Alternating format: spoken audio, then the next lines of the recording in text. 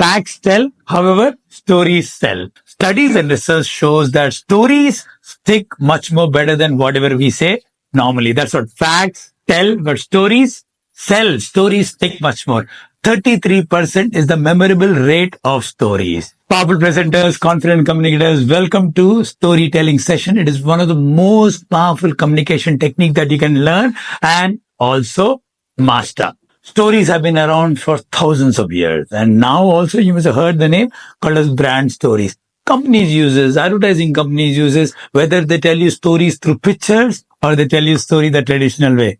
However, let's understand storytelling much more better. Whether it is as simple as that, once upon a time, what do? We lean forward, we sit like this, ready, engrossed in story. Or long ago, again, another traditional way of telling stories. So you may think that stories are ancient. No, it's there, used everywhere. Let me give you an example of modern day corporate story. How mature storytelling is said. Here's an example. We're going to talk about public speaking. Yes. See the suspense I'll create just by telling a story, a modern way of telling story. Last time, same year, I was at this particular location. I met an expert in public speaking. And what he shared changed the way how I've been seeing public speaking forever. It was truly a paradigm shift for me. He mentioned 3 very important things. And after that, public speaking has never been the same. These 3 things are, how did this go? I have built up the suspense and now you are waiting for those 3 things. Nothing such thing happened. So can you see how storytelling is such a powerful technique? And again, stories have been there in every form, whether we use in religion, whether it has been about even gossip. Hey, tujhe pata hai kya hua? Inna achi teri maa. Again, these are also part of stories. So in this particular course, we are gonna learn storytelling and also master storytelling. Are you ready? Powerful presenter, confident communicator. This is a video specifically for participants of Communication Breakthrough, Speak Easy, then Train the Trainer, and also Superb Coaching, Life Coaching Certification Program. Participants of any of these 4 programs must master storytelling. Storytelling, otherwise also if mastered, you are going to be a powerful presenter and also a confident communicator. Now, coming to the benefits of storytelling, you will be much more confident. If you learn to tell stories, you are going to be confident at all the time. Number 2, stories are used for engaging and also enrolling your audience. Salespeople often do that. They show the before and after. They say success stories. You must have read the success stories. This person came in, had such and such health issues, and by the time they finish, they're healthy. So they say success stories, testimonials. Stories, my dear friend, are everywhere. There are enormous number of benefits of learning storytelling. Number 3, stories builds our creativity. Do you want to be creative? Learn storytelling. Storytelling brings out the maximum creativity in you. Number 4, do you want to improve your vocabulary? Storytelling is the easiest, simple, and the fast way to improve your vocabulary. Number 5, your pronunciation will get better. The more you speak, the more stories you tell, every single time your pronunciation is going to become better. Number 6, your clarity in your speech becomes much more better. When you tell stories, you'll be telling in a way where you'll be speaking much more clearly. Clarity improves by storytelling. That's number 6. Number 7, stories shouldn't be very, very long. Today, people do not have much time. Grabbing their attention is very difficult. People's attention span has reduced a lot. So storytelling also teaches you brevity. How you can come to the point and come to it very, very quickly. So number 7 is storytelling teaching you brevity. Number 8 is body language. According to Albert Mehrabian's formula, body language is 55%. And when we use body language for tonality, our facial expression, our eye contact, and body language, yes, when you're telling something sad, that has got to stoop. When you're telling something confident, comes up, your hand gesture. So body language you learn by storytelling. That's number 8. Number 9 is tonality. It is 38% according to Albert Mehrabian's formula. The tone is what gives life to our word. Imagine our voice box is like a piano. 64 keys. And what we are doing? Monotone. Imagine pressing the key again and again. Ton, ton, ton, ton, or T, T, T. It's going to be boring. Use all the 64 keys. Make melody out of your tonality, taking it up and down. So benefit number 9 is working on your tonality. Tonality is the one which adds life to the words that come out. Words are how much, by the way? Just 7%. Give it the life with tonality. Benefit number 10 of learning storytelling is as a tool. I often use this whether it is public speaking or in training or giving a speech. I've used this as a very powerful tool to convey my message, to pass on my message. So once you are a good storyteller, you are sure to get invited for public speaking events, for even possibly a TED talk. So what are you waiting for? Master storytelling. This is the final one, 11th. Storytelling for transformation. I've been using storytelling for a very long time to bring in the transformation in people. I've been seeing many speakers, trainers, coaches, they use storytelling. By the way, check this book. This is saying tales for trainers. There are stories for time management. There are stories for teamwork. There are stories for becoming more positive. Stories have been there as a wonderful tool for transformation. Learn them, master them, and you will become a transformer. You will become a change agent. So what are you waiting for? Are you ready to become a powerful storyteller? This video is specifically for participants of Speak Easy, Communication Breakthrough, Train the Trainer, and Superb Coaching, that becoming certified life coaching workshop. So please pay attention now. I'm going to tell 5 simple stories which will help you get started and start building your confidence as a storyteller. Going forward, after these 5 stories, you will be given a link of daily story blogs. Now, those are different. What I do is I have a community which I engage and I talk and I communicate and I repeat many things twice. But however, in this next 5 stories, I'm going to tell stories without any repetition, just said only once, and also the way it is supposed to be said. I tell a story every single day to my community in the morning rituals, wherein I engage with the audience. However, there the storytelling methodology is very different. Please do not use that methodology. Learn from these 5 stories and use that vlog as just to understand the story and tell this way how these 5 stories have been told. Those story vlog, what I usually do is I engage with the audience. I talk to them. We also do vocabulary and also understanding certain words. You're not supposed to do that way. Now I'm going to tell you 5 very simple stories which will get you started and start building your storytelling muscle.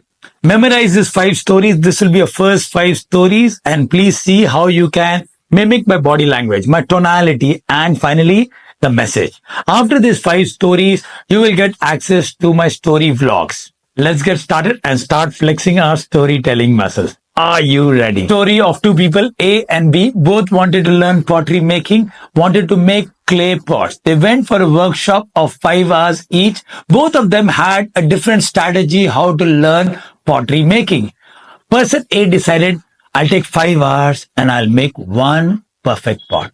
I'll put all my time, dedication, and one I will create.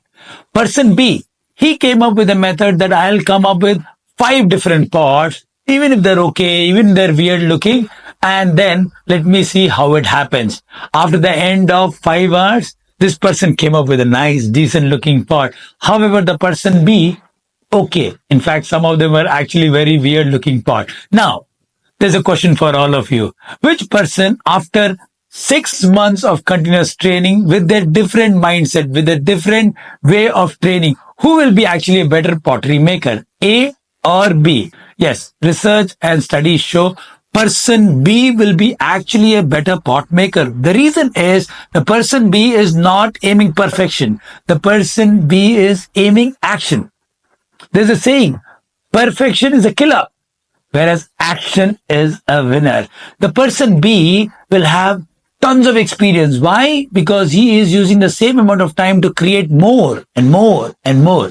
Repetition. Yes, repetition is the mother of all learning. If you want to master something, please don't aim perfection. Aim action. Keep doing it again, again, again. So here are the steps to achieve perfection. Practice makes progress, then practice makes permanent, and then finally practice makes perfect. Don't practice perfection. Practice progress. Keep doing more and more and more. Story number 2. Father and son, they go to the marketplace and they buy a donkey. They needed some help in the farm.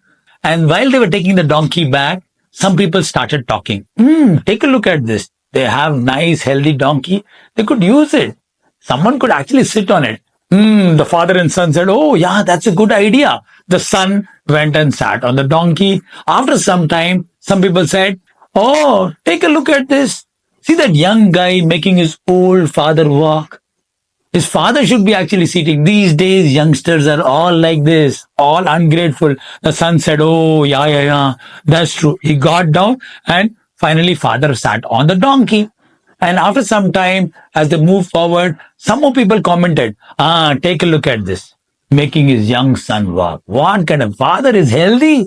He should take care of his son. This is so hard. And both of them said, okay, let's do one thing. Both of us will climb on the donkey. As they were moving forward, some people said, oh my God, this is cruelty. Two people sitting on this donkey. Oh my God, are they planning to kill this donkey? These guys have got no compassion. And both of them heard, oh my God, what do we do now? They both of them got down and then they decided they will carry the donkey on top of their head. People were again laughing. Take a look at what are these? Two donkeys are carrying another animal donkey. What kind of people are that? Donkey people carrying a healthy donkey on the top. And finally, by this time, they had reached by the bridge. They were so frustrated they threw the donkey in the water. Finally reached the farm without a donkey. This funny story teaches us that people will always talk. People will always think. You focus on your job. Use your mind. Use your common sense and do what is right for you. What suits you. Yes, listen to them. Take people's opinion. But however, do what you feel is right. Go with your compass. People are always going to talk. People are always going to think. You keep thinking what they are thinking. What will they be doing? You're doing their job. You focus on your own job. Story number 3, the dog tail story. Story of an old wise dog. He noticed a young puppy going round and round chasing his own tail. Hilarious. Called out, my dear son, puppy, what are you doing? The puppy said, I'm chasing my tail. Why are you chasing your tail? I have learned in my dog school, in the dog philosophy, I have learned in my school that for every dog, happiness is very important. The old dog thinks, yes, that's true actually. And our happiness lies in our tail. So I'm chasing my tail. Once I catch my tail, I will be really happy. The old wise dog has a nice laughter and he says, okay. In fact, unfortunately, I was not very lucky to go to this dog school. However, I have been to the school of life. I have also learned few things. First thing I've learned is, yes, you are right. For a dog, happiness is very, very important. Yes. And second thing, you're also right. Once again, our happiness lies in our tail. However, I've learned the most valuable lesson is that I should go on minding my own business, doing my own work, following my purpose. My tail will follow along with me. This simple and funny story teaches us what's happening around us. We always keep putting our happiness after we achieve something. After I buy my car, I'm going to be happy. After I buy a house, I'm going to be happy. After I meet my partner, I'm going to be happy. Parents are also doing that. Once my child gets this much of marks, we'll be all happy. After we do this, this is what. But studies and research show that happy people achieve things much more faster. Yes, happiness should not be after, it should be before. Happy people actually perform better. They get results much more faster. So choose to be happy. Find different ways which can actually make us happy rather than chasing success. Yes, success is very, very important, being an achiever. Yes, we should not keep postponing happiness till we achieve success. Rahul goes over to see his neighbor. He has a ferocious looking dog. As Rahul approaches the gate, the dog starts to bark wildly. The neighbor comes out and says to Rahul, come on, Rahul, don't be scared. You must have heard the old proverb, a barking dog never bites. Yes, replied Rahul. I know the proverb, uncle. You know the proverb, a barking dog never bites. But does your dog really know the barking dog never bites? This short and funny story teaches us that old traditions are very important. However, be curious, be inquisitive. Find out whether they are still relevant to us or not? Do they really hold good in this present times or not? A true incident from the life of the legendary painter Pablo Picasso. He was walking on the streets of France. A woman spotted him. That's Mr. Pablo Picasso. She was excited. She pulled out a piece of tissue paper and a pencil, went to Pablo and said, Mr. Pablo, can you please draw something? Can you sign it for me? Pablo could not say no to this lady. Seeing her enthusiasm, he quickly, in 30 seconds, made a small sketch and signed Pablo Picasso and handed over this piece of paper to the lady. The lady was excited. Now it's a prized possession. This lady was curious. She went to the Central Museum and she gave this piece of paper to the curator. The curator took a look. This is a genuine piece of work of Mr. Pablo Picasso himself. Where did you get it? The woman narrated the story, and then the woman asked, how much do you think the museum will pay me for this? The person took a look. Okay, it's not a complete finished one. However, 10,000 pounds you will get it for it. What? The lady was stunned. This woman couldn't sleep the entire night. She kept on thinking, 30 seconds this man created a sketch, a rough sketch, which is worth 10,000 pounds. That got her thinking that I must learn this. I must learn this art and also become wealthy and famous just like Pablo Picasso. After a few weeks of searching, she manages to find out where Mr. Pablo Picasso is staying. She goes to the hotel, meets Pablo, and she says, sir, you remember me? You made this sketch for me, a rough sketch. And he says, yeah, I do remember. I went to the Central Museum and asked. They said this is worth 10,000 pounds. How? You just sketched a rough one in the middle of the street with almost nothing. You made this 10,000 pound worth sketch. How? Can you please teach me? I want to learn this. Please teach me. I would also like to make something just in 30 seconds and created 10,000 pounds for it. Pablo Picasso started laughing. He said, my dear lady, for this 30-second rough sketch, I have put in 30 years of dedicated, devoted practice to mastering this art, to becoming wherever I am. This wonderful true incident teaches us that practice makes progress, practice makes permanent, and practice makes perfect. Practice makes Pablo Picasso. Yes, anything you want to master, practice, practice, practice. Success is never an accident. Success is years of practice, years of dedicated practice, determined practice to be the number one.